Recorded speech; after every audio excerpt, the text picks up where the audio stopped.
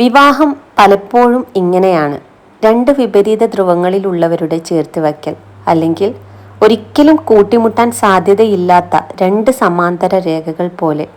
ഒരാൾ എപ്പോഴും സ്നേഹിക്കാനും സ്നേഹിക്കപ്പെടാനും കൊതിക്കുന്നു, മറ്റേയാൾക്കത് വേണ്ട.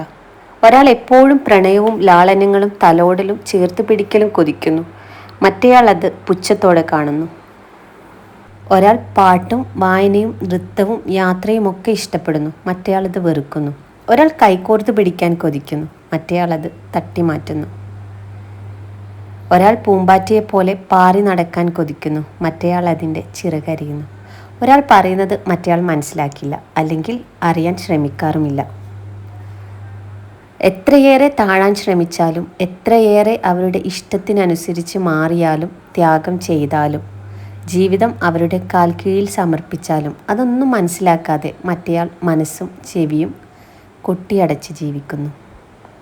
എപ്പോഴോ സംഭവിച്ച, അല്ലെങ്കിൽ ഒരു കടമ തീർത്ത ചില നിമിഷങ്ങളിൽ ഉണ്ടായിപ്പോയ മക്കൾ, അവരെ ഓർത്തുമാത്രം ജീവിക്കുന്നവരെത്ര.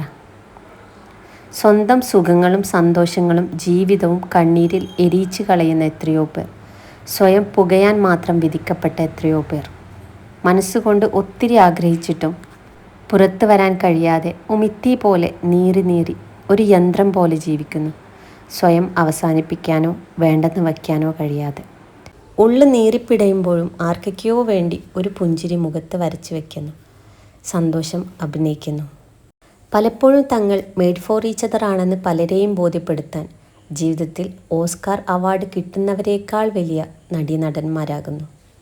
അതിനുമപ്പുറം പണ്ട് സ്കൂളിൽ പഠിച്ച അഡ്ജസ്റ്റ്മെൻ്റ് എന്ന വാക്കിൻ്റെ ശരിയായ അർത്ഥം വിവാഹം എന്നാണെന്ന് ഒരു വേദനയോട് തിരിച്ചറിയുന്നു.